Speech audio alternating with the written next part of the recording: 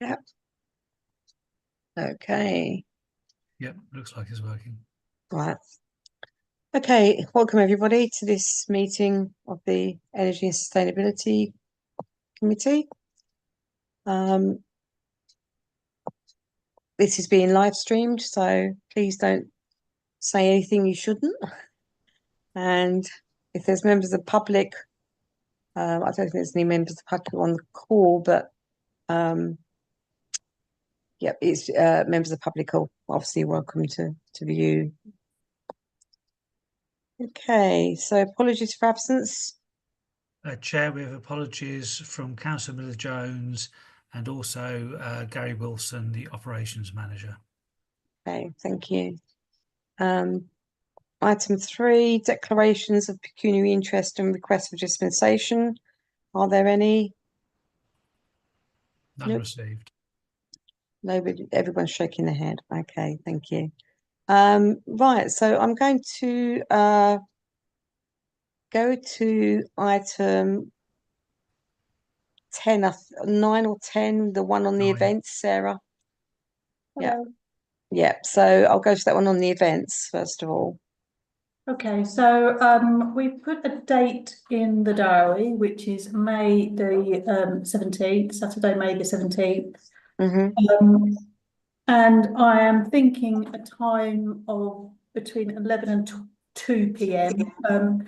Traditionally in the past, we've put our events at 11 till 3, but what we've found is that by 2 o'clock, everyone's gone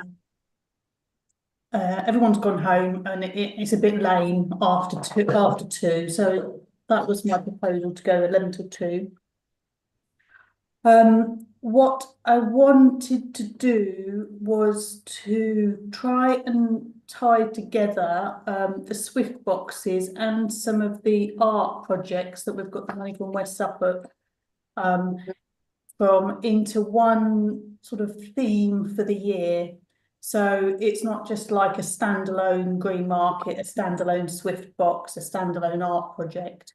So everything would try and feed in through a theme of improving the biodiversity and the flora and fauna of Haverhill. Okay, sounds good. So what I've done so far is to send out to our email list a list of the events and who wants, and with a request for people to get back to me if they're interested. We haven't had a brilliant response, to be honest. We've had a good response from all our local Haverhill traders, but they are not particularly eco-related. So, for example, there's burger people and craft stands and stuff like that. I'm not sure that they're quite what we want, although it would be nice to get as many people as possible. I'm not sure that eco credentials would stand up. So we are sort of in a position where we need to do a bit of backfilling. So I've got somebody coming along to do tiny monsters, which is following the biodiversity theme. So it'll be like centipedes, all that sort of stuff. Tying in with the town centre enhancements, we've got an art workshop coming up. East Town Park have expressed an interest in doing things like nests and habitats. And I'm looking into various points or various things that could provide extra entertainment. But what I think we really need is some volunteers. I don't know if that's like if it's likely to happen, but so we can do the Swift boxes, and we can perhaps run additional workshops and stalls so that we can perhaps give away cleaning products that we buy ourselves, or seed bombs, or water butts, or things like that. So that's where I've got up to with the green market. But I think we're really, I've contacted Green Pear Eco and Friends of the Earth and all the wildlife trusts and all the people that you'd think might be interested, but I just haven't had any contact back from them yet. I will try them again, obviously, but on the first sweep, it's not looking brilliant. Okay. Although perhaps have you said the date that you've planned for it? Yeah, So perhaps they're thinking it's a bit of a way away, we've got time to respond. That's the only other thing, perhaps. maybe, but then people moan the other way around if you don't give them That's advance. exactly. Okay. Have you contacted the men's shed about coming on there with the Swift boxes? Yeah. I have, yeah. Yeah. Okay. So that would be a good idea. Yeah, I've said to the schools about it. I think Mhm. New Kangle said they might be interested in coming to showcase some of their projects. Okay. I don't know, That'd be good. yeah, just a load of people, but I just haven't had any bites back really from the sort of people that we really want, as opposed to the Right. other. I haven't. I mean, this link's been with the Swift boxes actually that I was going to report back on anyway. I haven't as yet spoken to the schools, but I don't know if you've contacted them separately. I have, yes. You So have. New Kangle again were very interested, and Hmm. then Castle Manor, Westfield, Clements and St Felix Yeah. also expressed a warmer interest, not so much of a hot interest. Oh, okay. Okay, that's fine. So we could chase them up a little bit before the Yeah, event. yeah. Okay. Eddie, sorry, Eddie was That's right. going to drop some Swift boxes off to us, hopefully prior to that meeting, so we can use that as some sort of publicity and get them up as well. Okay. Have we got any publicity on the website about it? Yeah.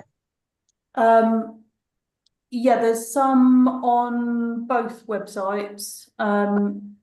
The town council website is meant to have a main event, but it hasn't yet. But something's gone wrong in the background, so we've just got to fiddle around with that and get that up and running. But it's on the Arts Centre website, yeah. Okay. And then I'll try and push that through as well on my sort of contacts as well on the website. Okay. Thank you for that. Any questions for Sarah? No? Can't see any. No, Okay. it would be great if we could get some councillor volunteers to man some stalls. That would really beef up our Yeah. presence. Okay. So perhaps perhaps if you circulate that as well among the others, I'm sure there'll be others that will be interested in doing so.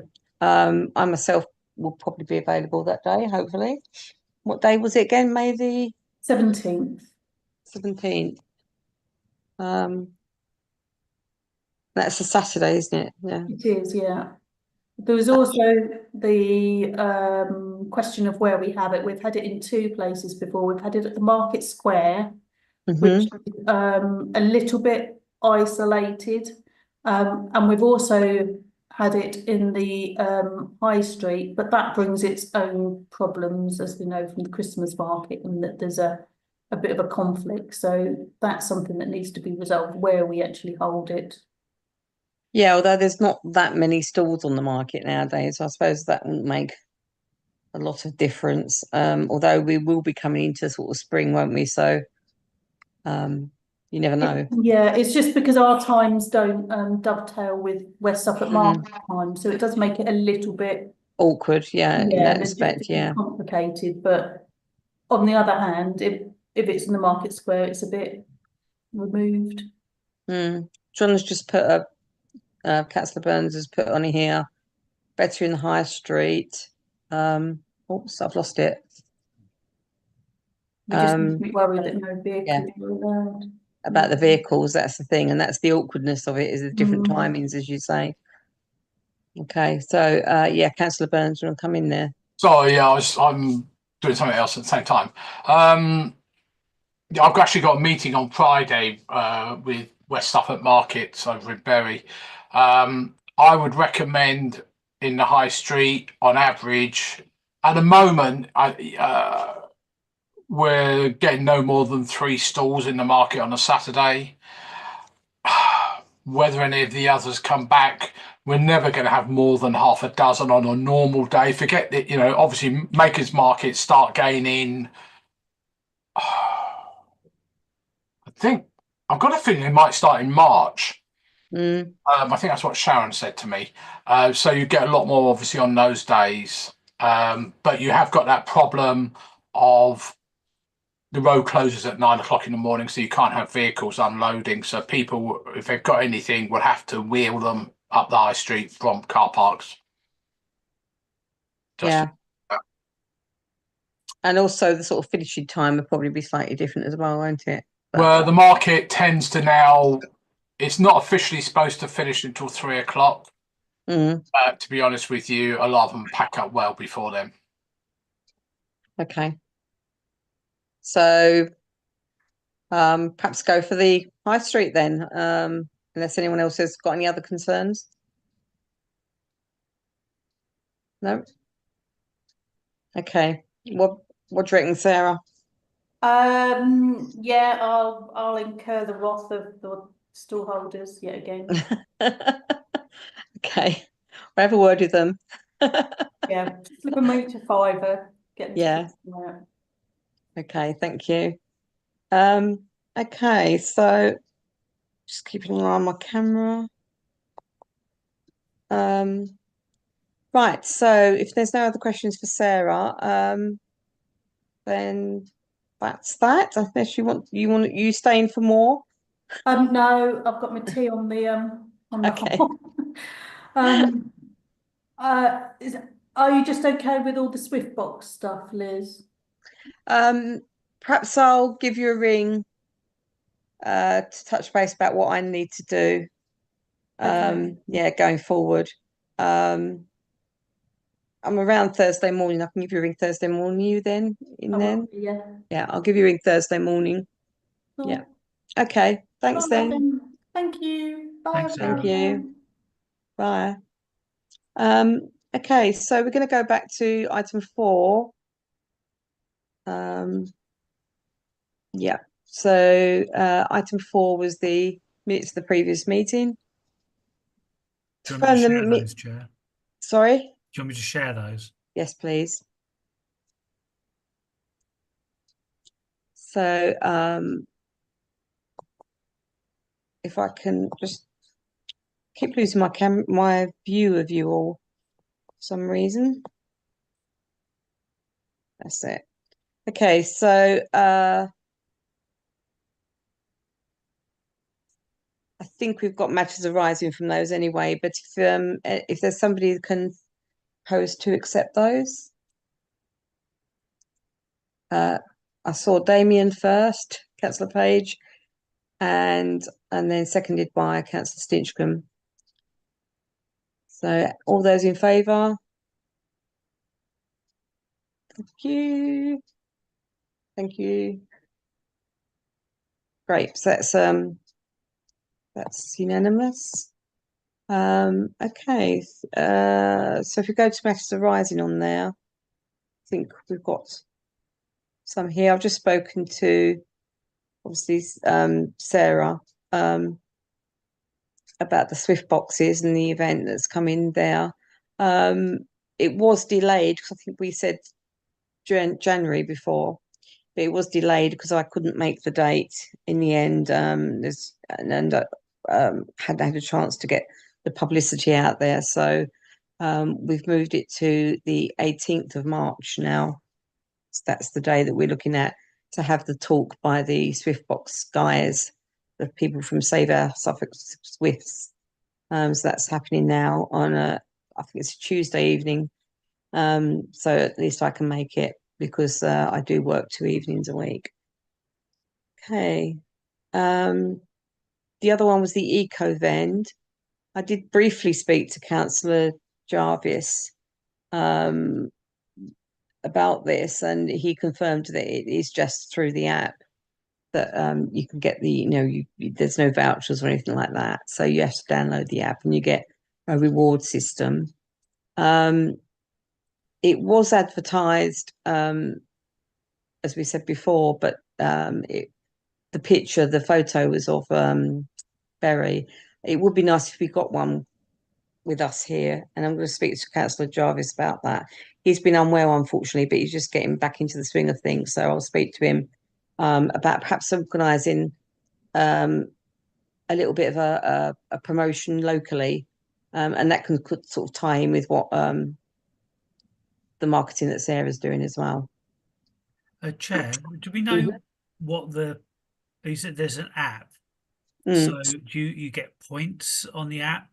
Yeah, you get points and rewards. I must admit, I've not looked at it myself, but I think David was actually looking at it earlier. Did you find it? It's a Trover app. Trover app called TROVR, I believe. And yeah, you can sort of get points for prizes type thing, I think. But yeah, we'll have to have a look at it. Something else for me to do before our next meeting, so I've had a look at it and demonstrate it to everyone.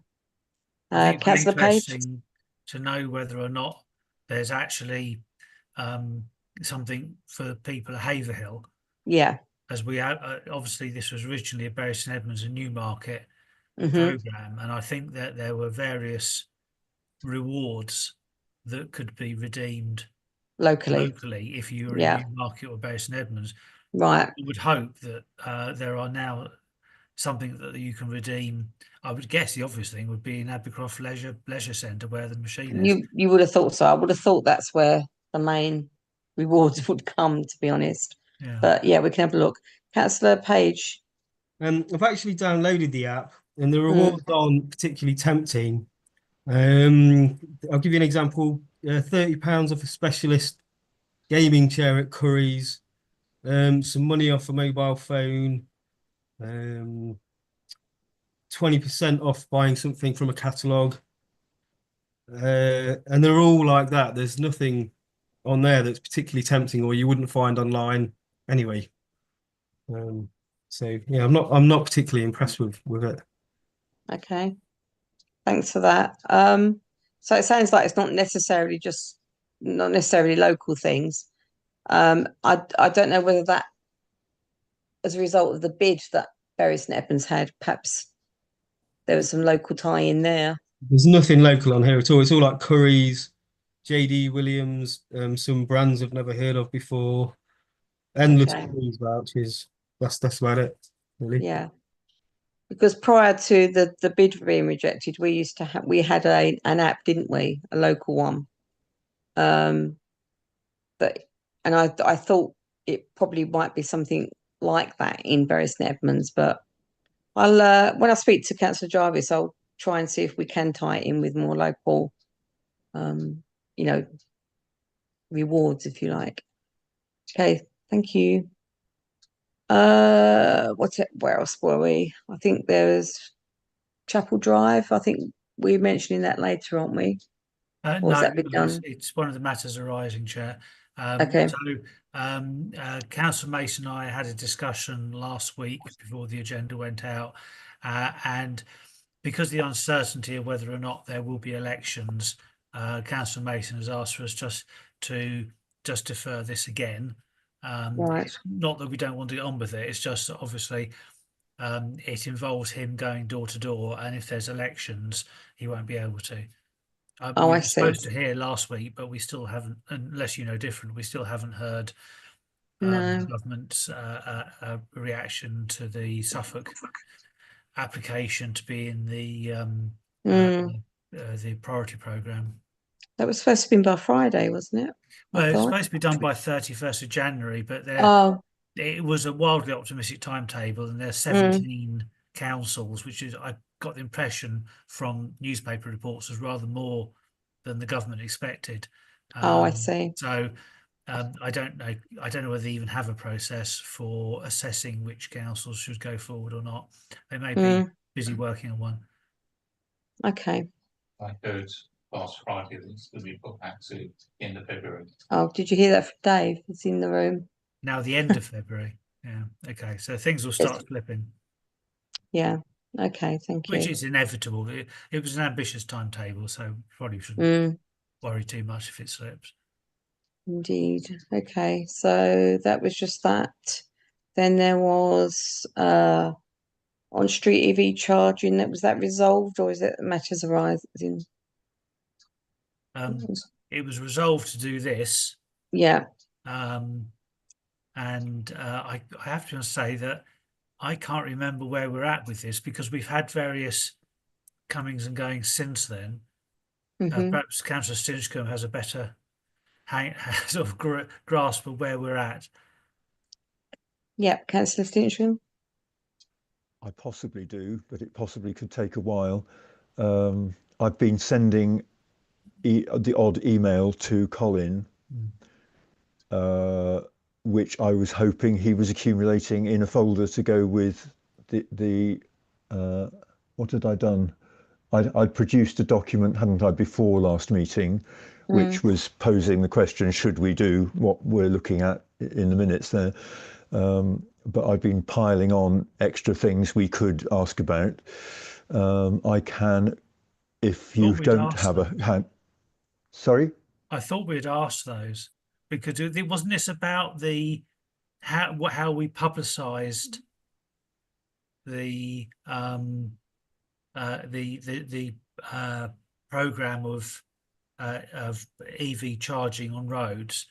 So eventually we ended up pushing. I know that Joe worked on something. Joe Dexter, our marketing officer, produced something to go out on the back of what Councillor Stinchcombe, his commentary. You did some work on translating the county council's news release into something for Haverhill. Yes, I did, and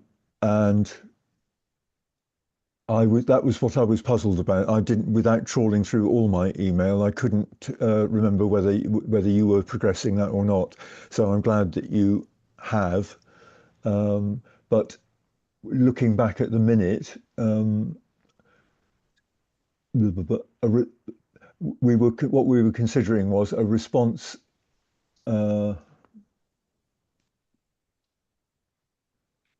I had a response to their response to our concerns, didn't I? I think that was what I was putting out before last meeting, and I thought that what we've minuted there is that we were going to give them further feedback on their response, which is a big work, but that was kind of contained in the document I put out before the meeting. Yeah. How much of that you feel is feasible, like how much attention can we get for a long catalogue of things that we might be worried about? I mean, we might want to do it in doses, or we might want to just do the headlines and see what they bite on and pick up on. But it isn't, I don't think it's just picking up on the local publicity, although I can say a bit about that in a moment. Yeah, I know we definitely had some correspondence with the county council to clarify their original communique, and then on the back of our understanding from that, we sent something out. But I don't know whether you and I need to touch base just to get our head around exactly where we're at with this. I think we do, yeah. It could take a while. Okay, that's great. If you could, that'd be lovely. Thank you. Okay, where we are. Visit to Great Blakenham. I think that's on the agenda, isn't it? Item. Yeah. And then we had energy efficiency. It's agenda item. Yeah. We've done the next one. Eco event, yeah. And the shop spins. You've resolved that. Sorry? You've resolved that, I think. Yeah. I mean, I've spoken to Councillor Marks as well, and I've sort of bumped into her, and that's sort of at Christmas they were the surgeries, Haverhill Family Centre family practice. The surgery there has got its own pharmacy. It's the Haverhill Pharmacy, and they were taking the sharps bins, but they didn't have a very big area to do so. So over Christmas they sort of had a backlog and weren't taking any more, but that should be resolved now. So, but that's the place where people should be taking those. Okay, I that's think, that. Chair, as a result of your prodding, I think the operations director came back to confirm that there was some additionality on the contract. There were a kind of bit of flux. There was a handover, and then there would be greater capacity to collect the sharps from the pharmacies. Okay. Oh, that's good. Yeah, so I haven't heard any more complaints about that. I don't know if anyone else has since. So hopefully that's resolved. Okay, so we'll go on to the next agenda item, which is Public forum. So we've done sort of actions from the previous meeting, not on the agenda. So public forum, we haven't got any members of the public here, have we? No, Chair. No. Okay, so we can miss that one and go to number 7, which was the visit to Great Blakenham EFW plant. So feedback on the visit, which unfortunately I wasn't able to do, but I think some of you did. We did. Okay, thanks. If you want to perhaps feedback on that. Well, I put out a document the day afterwards, or a couple of days. Yeah, I think it was the very next day.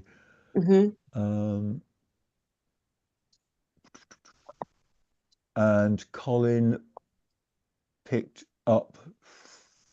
Oh, sorry, but I don't think it was a detailed document. Just a list of questions the next day is what I put out, because I'd put out a kind of a briefing sheet and question sheet before we went, but I had a whole list of things that it was clear I couldn't ask at the time. They just weren't equipped to answer detailed technical questions, and so I think I circulated it to everyone. But Colin had a list of questions which I think he is about to tell us about, or can tell us about, possibly. I can do, Chair, certainly. So I didn't know whether councillors wanted to give a general feedback. Obviously, it was only yourself and Councillor Page who weren't able to, and Councillor Burns weren't able to attend that particular visit. Yep, so if anyone else wants to feedback.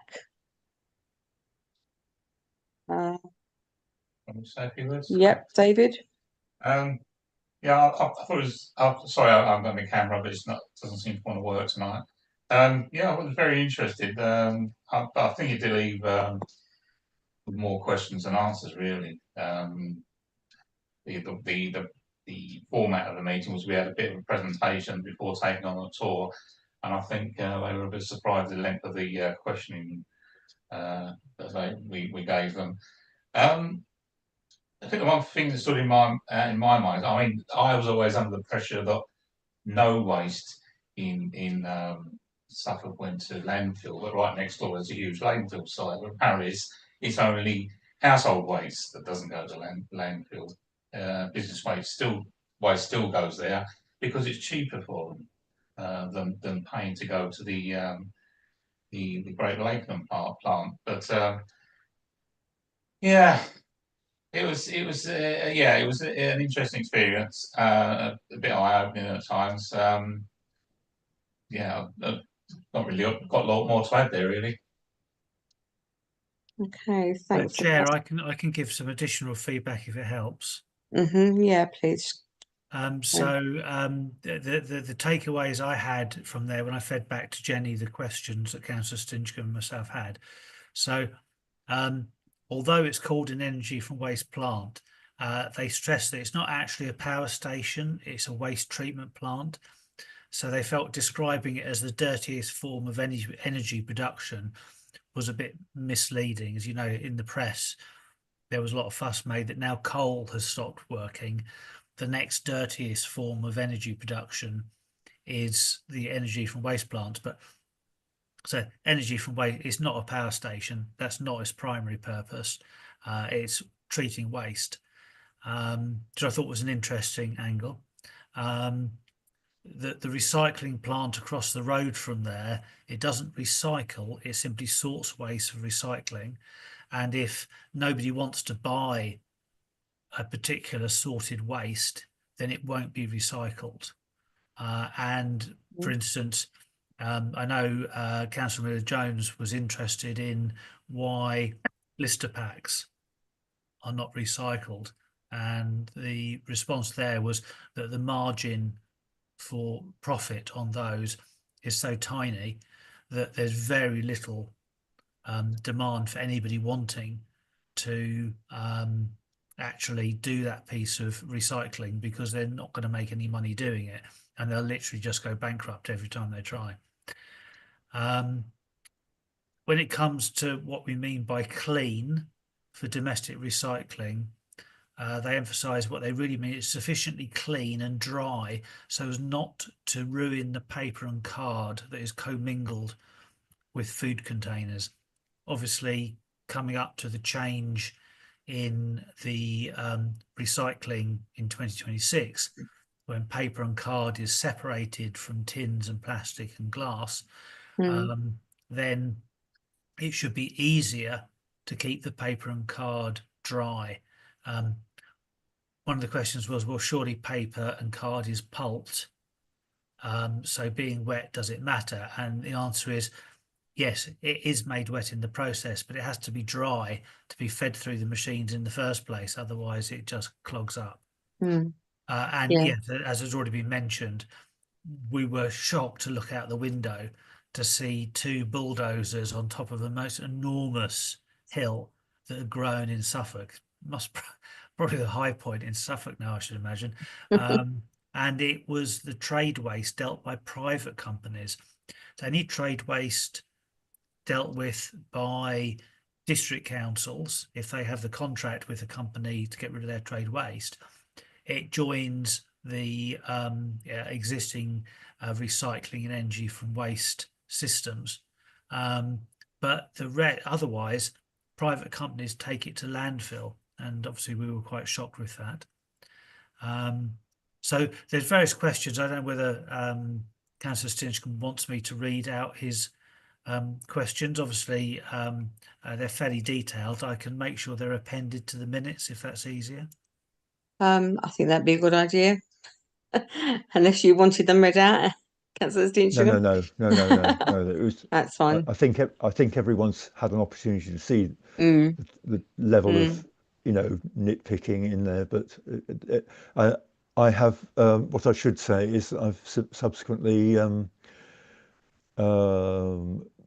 anticipating we might not get the level of detail even then that I was looking for. I actually went to the Environment Agency with a Freedom of Information request, and a very helpful young man rang me up and said exactly what kind of thing I was looking for, and I've ended up with the kind of report I think they should, Suez should publish. Really, it's what they submit to the Environment Agency every year.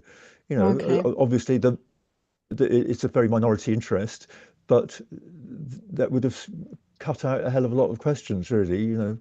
All they put out is this sort of PDF of 2 pages with headline statistics, and we couldn't even find the CO2 output for the year, although that had been published by East Anglian Daily Times in 2019, I think, in their their dirty form of energy article, but that was the only figure we had for CO2 output, and that was years out of date.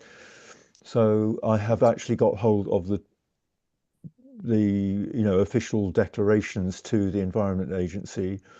There's nothing terribly exciting in them. They're generally speaking well within limits all the time, apart from half-hour monitoring averages, which are sometimes exceed, but the daily averages are within.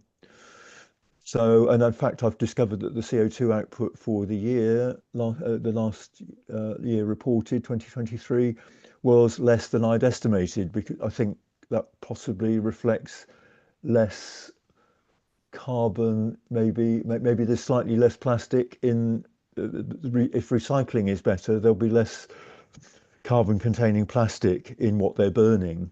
Maybe that's why it's improved. It's not necessarily that the combustion has changed, but what they are combusting may well have changed. So that was only sorry, I can't see the figure now.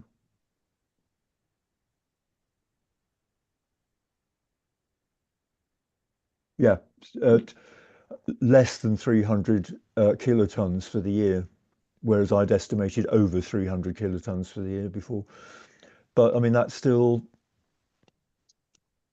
it's over a quarter of a megaton of carbon dioxide going into the atmosphere, which they're far better placed to capture that than we are with gas boilers at home. We can't have individual carbon capture. The technology just doesn't exist on that scale. There's nothing you can hang on your flue gases to capture that. So we've all got to have, eventually, we've all got to have heat pumps, electric heat pumps instead. Yeah. But they, while they are burning stuff, could turn that 250,000 tons a year of carbon dioxide.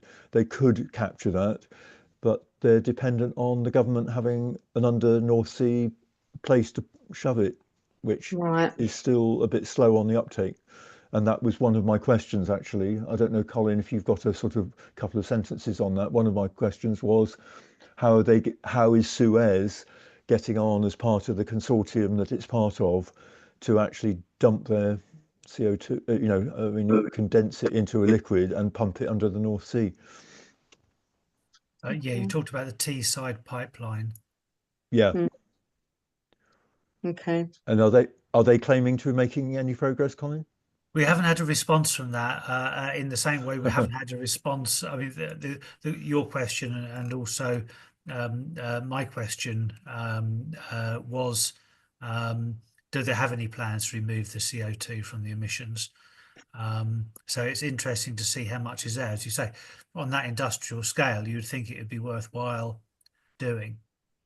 Yeah.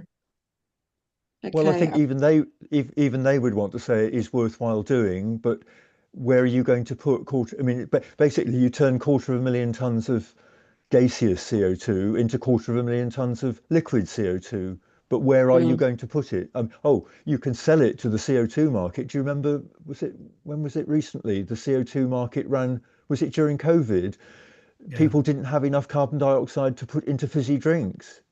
Right. It was a worldwide shortage of carbon dioxide because the industry had sort of shut down temporarily. So yeah, there is a market for CO2 for people who want to use CO2 in stuff, but that's I don't think that's going to soak up all the CO2 that our burning of CO2 of carbon fuels is going to produce. So it does need to be pumped under the North Sea, unless someone's going to come up with any brighter idea. And okay, it's interesting that we don't yet have answers to any of those questions, because they're very long-term questions. Yeah, they're sort of governmental things really that need to be addressed, aren't they? Yeah. Okay. I think it was Councillor Burns first, then Councillor Smith. Sorry, I'm trying to raise my hand. I can't find the thing. That's all right. I did see your hand up sorry. briefly. I've been there before, to be honest with you, to the Blakenhams. I didn't go before. I assume you did the full half-hour tour rather than the 30 seconds tour, around the boiler and generators and all that sort of stuff, which I found quite interesting. I was quite amazed at the rubbish that comes out the other end in terms of metals and all that sort of stuff, and also the stuff they can't burn, which goes off to another plant for reprocessing. I assume they told you all about that. Since I went there, the tomato plant site next door has opened, so that it used to be about 41% energy efficient. I think it's now 70, I believe, but we've still got 30% less. Did they actually tell you how much it costs to burn that stuff? Because when I went there, I think it was 2016, I think it was £100 a ton to burn that compared to brown bin waste at that time, I believe was about £30 a tonne. Recycled was about £50 a tonne.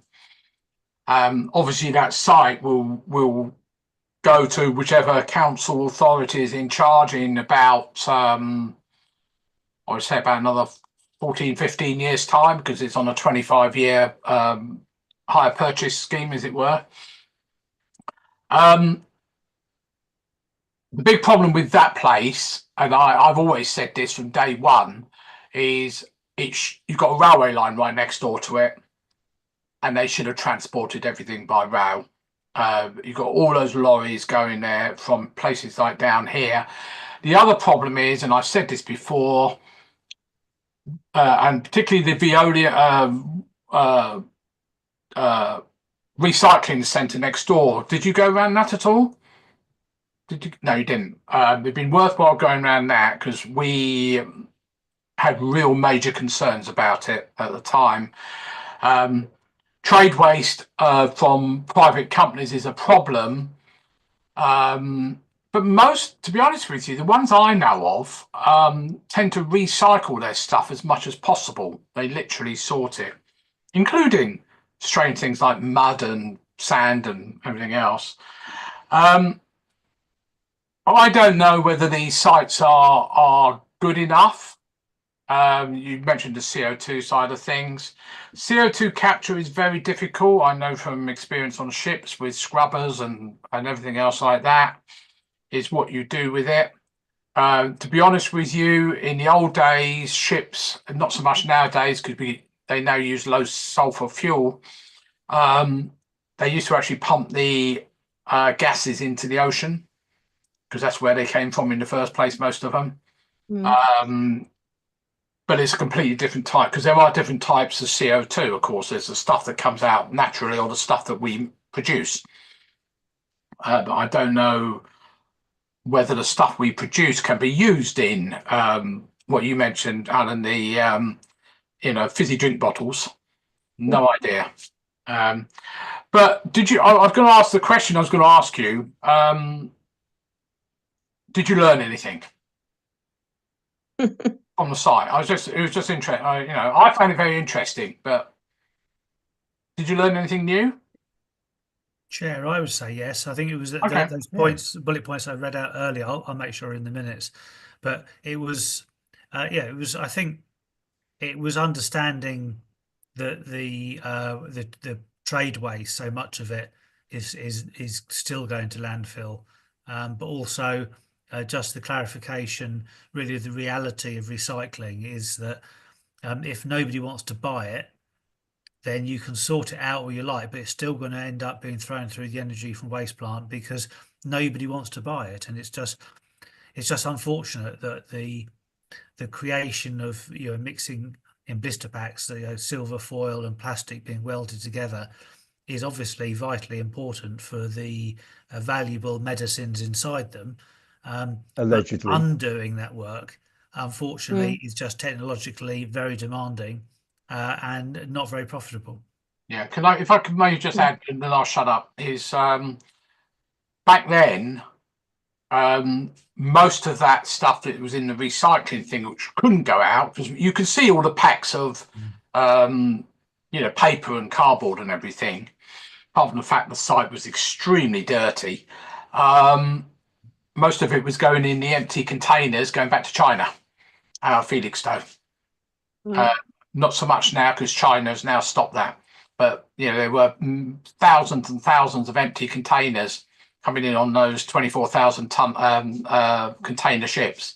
Not 24,000, 24,000 containers going back empty, and they thought that was a good way of getting rid of the stuff. But now that's why you can't recycle off this stuff now. Okay, thank you. Okay.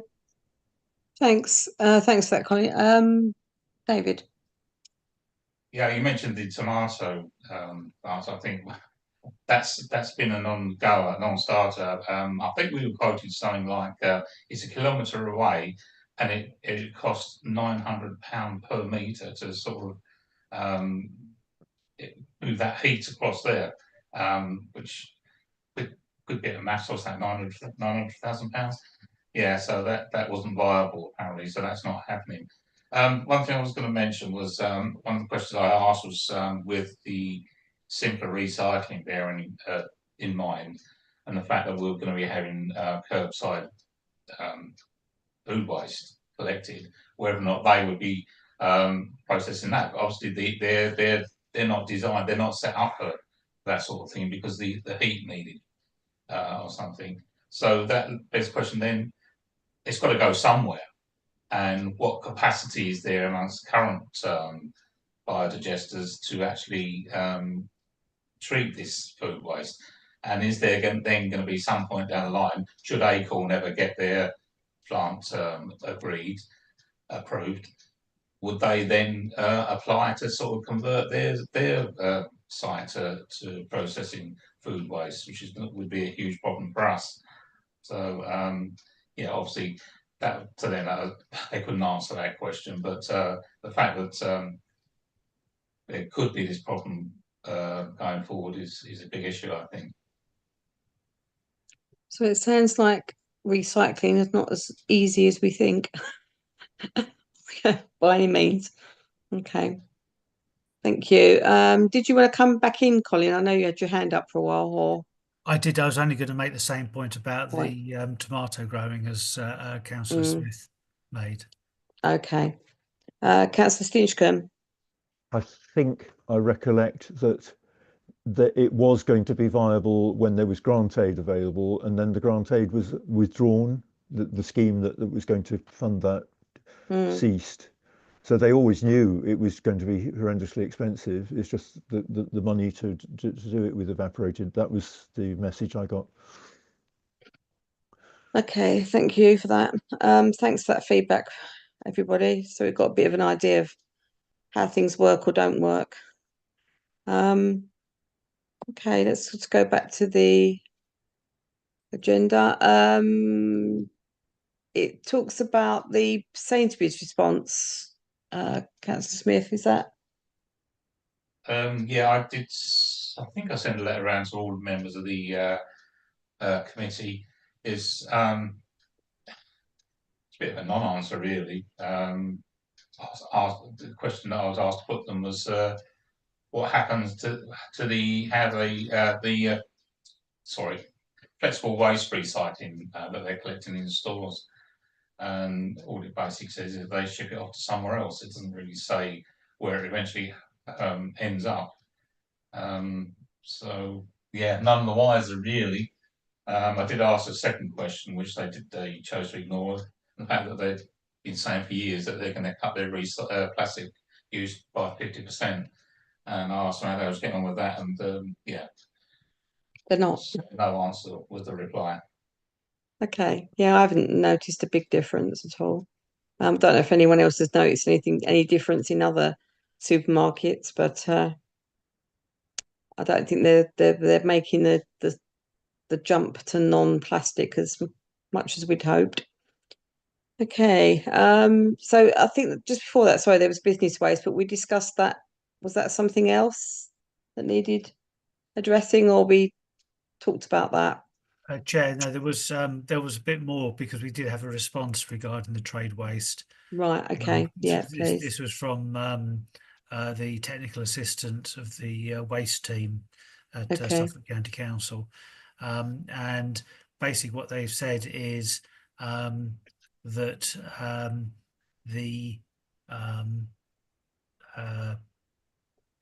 for businesses are encouraged to recycle. The Environment Act 2021 requires all business to recycle household-like materials, i.e. paper, card, steel, aluminium cans, plastic pots, tubs and trays, glass and food waste by 1st of April 2025. So just coming up. District and borough councils have a responsibility to collect commercial waste where a request has been made, and they're currently working to deliver a solution for their commercial customers. Whilst we saw what we saw out of the window, by April the 1st this year, businesses should be recycling everything they can recycle, and then it's only the kind of leftover waste. And the question is where that will go, to whether that will go to energy from waste or still go to landfill. Right. I haven't actually explained the finances behind how it can, because obviously it must be financially driven. That is how it can be cheaper to go put anything in landfill, because I think our general understanding was that landfill tax was designed to make sure that was the most expensive option. Right. And somehow that's not working out. I don't understand, but there you go. Okay. So you would have thought it'd been simpler or cheaper for them to recycle and send to landfill. Well, I suppose the only possible clue in there is Lewis did say that the Suffolk Energy from Waste plant has a permitted maximum annual capacity of 295,000 tonnes. The first and largest chunk is for Suffolk local authorities, either domestic or commercially collected waste, and additional tonnes delivered through contract with some of Norfolk's waste. Suez is then responsible for sorting additional waste up to the permitted maximum. So there seems to be a little bit of source on top of everything else that they're obliged to do. So whether this is sheer speculation, but so probably shouldn't go in the minutes, is Suez charging to try and make a big profit out of trade waste to top up that last little gap they've got? And the difference between what they're trying to get for stuff to go to energy from waste is so tight that Biffa won't necessarily bother, and Biffa and other companies, whoever's doing it, because it seems to be Biffa. There were some Biffa lorries going to the energy from waste, so clearly some went there, but it might be that there's some stuff that they still find it's more economic to go to landfill than it is to buy space at the energy from waste plant to get rid of it. That's my speculation. Yeah, reasonable speculation, probably. Okay. Right then. So I'm just going back to the agenda. So recycling items not collected at curbside or accepted at Haverhill Recycling Centre. So, sorry, Dave. Oh, sorry, David just said something. So, was that another? I suggest, Chair, that's a item we need Councillor Miller-Jones here. Okay, that's fine. Okay, we'll defer that then for later. Number 8, energy efficiency. Art Centre on the 1st. So the operations manager has provided some details. There's nothing to feedback on the energy framework for the Art Centre. And then for the Clements Community Centre, the feedback is that the operations manager is waiting for Royce to action a quote for air source heat pump. They're awaiting feedback from a supplier on a new piece of equipment that's just been launched. And also they're waiting a quote from Ellis Property Maintenance. And they've done the measurements and will have a quote for us next week. What I've done is gone back to the operations manager to say that we need to make sure that whoever quotes for the work is actually recognised by the microgeneration certification scheme, i.e. that they are not simply going to subcontract out the work, but actually are themselves, they know what they're doing. Now there's another company called Advanced Eco in Haverhill, and that is MCS certificated. They're actually the company that are coming to the Arts Centre in March to talk about their services, and have invited councillors to come along. So I've said to the operations manager that we should get a quote from them as well, so that we know that the quotes we're getting in are from places that are competent in air source heat pumps. We know there's 2 companies that are not MCS certificated. One of them does a lot of work for us already, so we know that they know what they're doing on the existing technology, but this is brand new stuff and it needs to be done properly. Yeah, well, definitely. It's a quite a new area of work, I should imagine, for most there's people. Lots of new technology coming out. I mean, the latest gases. I mean, propane is, well, it's not a new gas, but using propane in refrigeration means that air source heat pumps have the same calorific output as your gas boiler. They can produce exactly the same temperature water as a normal boiler. Okay. Obviously, that sort of thing is a huge game changer. Right. Okay. Thanks for that. Is there any questions on that for Colin? No. Okay then. So the other item was on the Clements, I believe. We just done that. Oh, sorry. Shows I wasn't listening properly. Councillor Burns. Sorry, I was getting to something else and I was listening. Colin, on the Clements, and this goes back to the. Have we done the infrared camera I spoke to you about the other day? Have we done a survey of the Clements? Because I'm just concerned when we were putting all the CCTV and everything in, there is suspended ceilings in there, but there's nothing above there. There's no insulation by the looks of things. Directly above the suspended ceilings, there's an empty void, Yeah. and then there's the concrete and the asbestos ceilings above those. So no, I mean I guess you're absolutely right. That's the other thing that we could be looking at. I don't know what weight of insulation those suspended ceilings can take, but that's should certainly be part of the overall picture.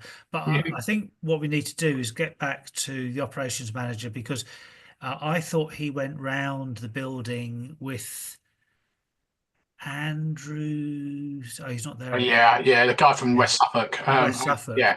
Looking at all of these. Osmond. Yes, Oswald. Something like that. Yeah. Yeah.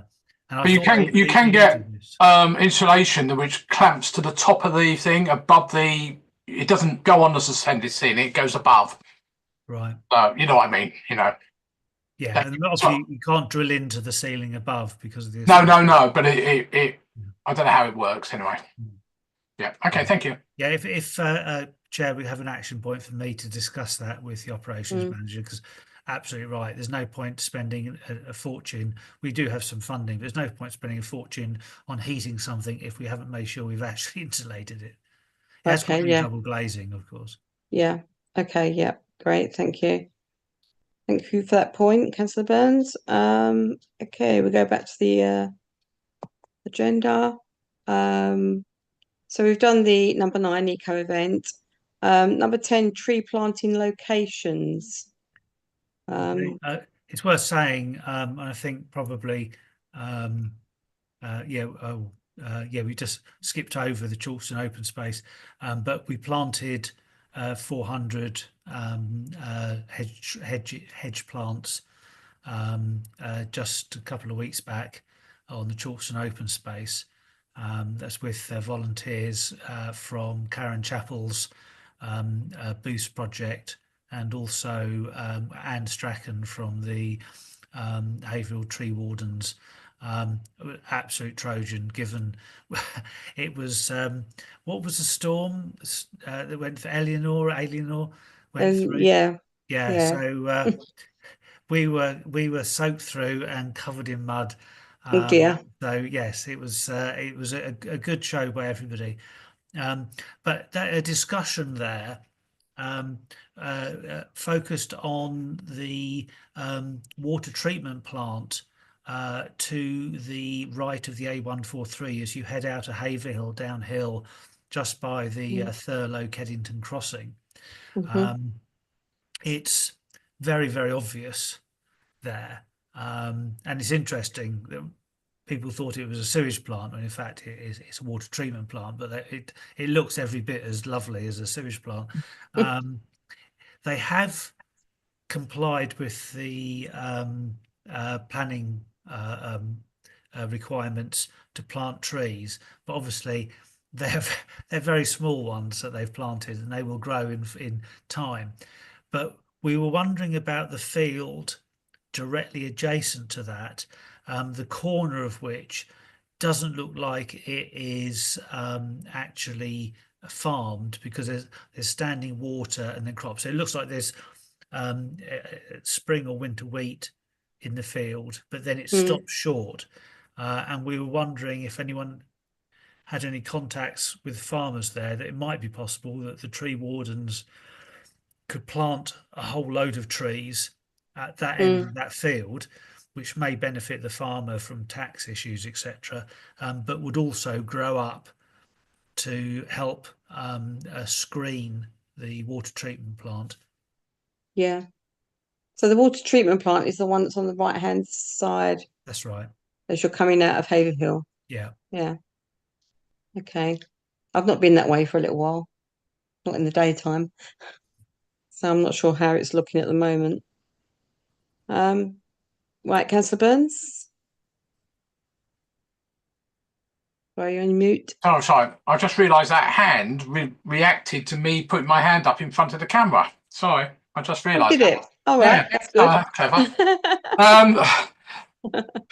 Anyway. Yeah, I don't know if Colin, you and I just spoke about this or emailed each other. I don't know if you picked up that the treatment plant was owned by Vesti originally, the land. Oh, okay. Sorry. So, yeah, I was asking whether it might be the Pelly's farm next. Well, the Pelly is further. I was about to say north, but it's south, isn't it? Further south. But I believe that corner, certainly that corner, was Vesti's. Oh right. Well, I can email George Vesti. Yeah, it'd be worthwhile starting with there. If not, it'd be Mrs. Pelly's land. But I'm interested in what you said about, as far as West. I guess that's West Suffolk are saying. Oh yes, it's all okay. Oh no, we've looked. We've actually Vicky stopped to look, and we looked on Street View. I commend them for finding a bonsai supplier in the UK. Well, that's right, because that's not what we agreed at the planning meeting, and also there is supposed to be a landscape plan that was supposed to have been agreed by the local authority post planning permission before they were allowed to do anything. And it's very unusual when we had massive discussion about the fact it needed to be shielded, that it hasn't been shielded. We can't. It has. Penny Mills sent me the details, and Vicky and I both looked at Google Street View. You have to zoom in a bit, but also stop. And yes, they have. The trees are all planted. You can see them on Google Street View, and you can see. Oh yes, Councillor Page is absolutely right. That they don't come out the top of the tubes yet. No, I understand that, but what I don't understand is why those plans were not made available. They're on the portal. Well, it weren't when I looked. Well, they were by the time. It's convenient they've been added now. Penny Mills gave me the. Oh well, I never. Link. But that's very unusual, because all the other things, like the Great Willsey development, the actual planting thing there specifies they have to be mature trees. Well, so it's interesting. Yeah. Okay. All right. Thank you. Okay. Thank you for that. Okay then. So where are we? Going back to this. So just to mention the tree planting, I didn't. I think I skipped over the Puddlebrook bit. It was on the matters arising. There's still Damien Parker's still trying to liaise with the groups that are interested in developing that area, and to see how it's going to be landscaped, or hopefully soft landscaped with trees, etc. There's a feasibility study going on, which David and myself have contributed to with part of our locality plan to develop that area, for the groups. So it's still a case of sort of wait and see there, and how the tree planting will happen. Okay, so I don't know if there's any questions on that. Nope. Okay, so go back to items for next meeting.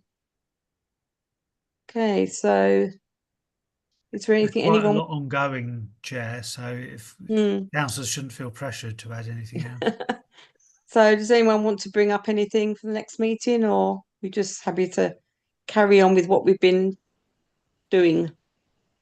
Okay, and obviously we need to keep an eye on the events and how that develops. Hopefully, you know, the whole project that Sarah mentioned about having it as a sort of a theme going through. Hopefully that will take off.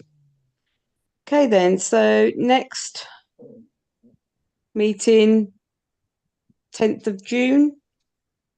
And if everyone's happy, I'll close the meeting